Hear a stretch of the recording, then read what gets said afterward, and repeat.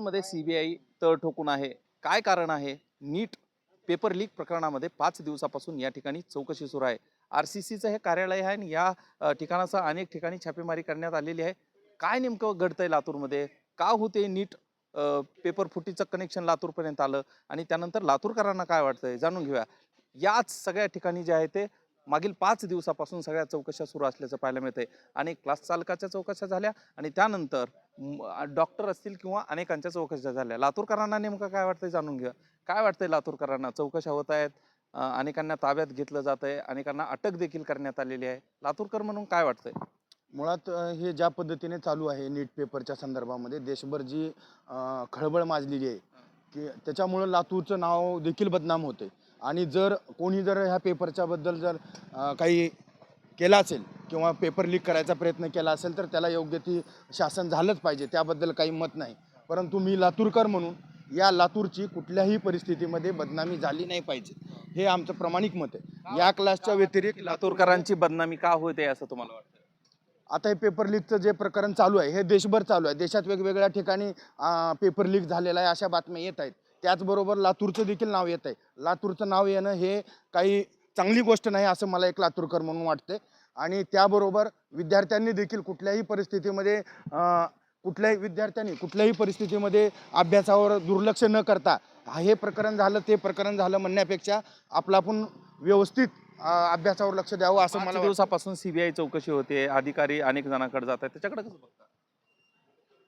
CBI चौकशी ज्या पद्धतीने चालू आहे तर ही बऱ्याचशा ठिकाणी चालू आहे. त्याचाच एक भाग म्हणून लातूरमध्ये देखील सीबीआयची जी चौकशी चालू आहे तर त्यामध्ये बऱ्याचशा इथल्या क्लास चालकांचं नाव समोर आलेलं आहे. आता ते कोण आहेत आपणाला त्यांचं काही म्हणजे देणं घेणं नाही, फक्त आपल्या विद्यार्थ्याचं कुठेही नुकसान झालं नाही पाहिजे एवढं आपलं मत आहे. ठीक आहे. एक विद्यार्थी, एक नागरिक आणि लातूरकर म्हणून काय वाटते तुम्हाला, ज्या या कारवाया असतील किंवा सीबीआय 5 दिवसापासून या ठिकाणी तळ ठोकून आहे पेपर फुटी प्रकरणामध्ये, तुम्हाला काय वाटतं? लातूरकर म्हणून या सगळ्या प्रकरणाकडे पाहताना मला असं वाटतंय की लातूरकडं पूर्ण देशभरातून एक विश्वासानं नाव घेतलं जायचं की लातूर पॅटर्न आणि आपला विद्यार्थी जर लातूरला शिक्षणासाठी ठेवला तर त्याचं भवितव्य घडेल, भविष्य घडेल, तो देशाचं नाव कुठं करेल.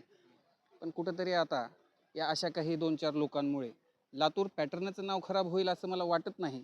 पण कुठंतरी पालकांच्या मनामध्ये प्रश्न निर्माण होतच असतो. पण नाण्याला 2 बाजू असतात.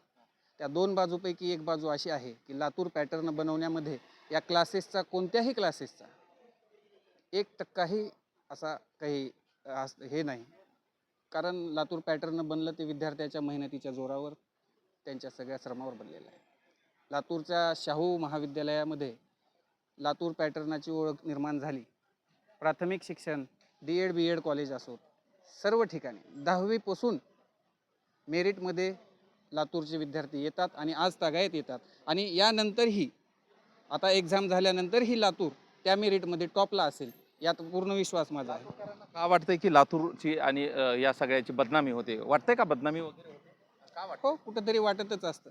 कारण माध्यमावर पूर्ण देश पातळीवरती लातूरचं नाव यावं आणि कशासाठी यावं, तर येथील काही लोक त्या पेपर फुटीमध्ये सहभागी आहेत म्हणून यावं. असं आम्हाला तरी वाटलं नव्हतं की लातूरचं नाव आम्हाला असं दिसेल. सेट करणारे पेपर जे कुलकर्णी काही दिवसापूर्वी अटक करण्यात आले होतं, त्यानंतर सगळे हे धागेदोरे या ठिकाणी फिरल्याचं पाहायला मिळालं होतं. लातूरमध्ये असं काही होईल किंवा असं काही होतंय असं तुम्हाला वाटतं? कधीच वाटलं नाही. कारण आम्हाला आमच्या शिक्षणावर पूर्ण विश्वास होता. पण शिक्षणाचा बाजार करणाऱ्या काही लोकांचा प्रवेश कसा असते, एखाद्या गोष्टीचं नाव झालं तर त्यामध्ये अशा काही मानसिकतेची लोकही आपोआप प्रवेश करत असतात.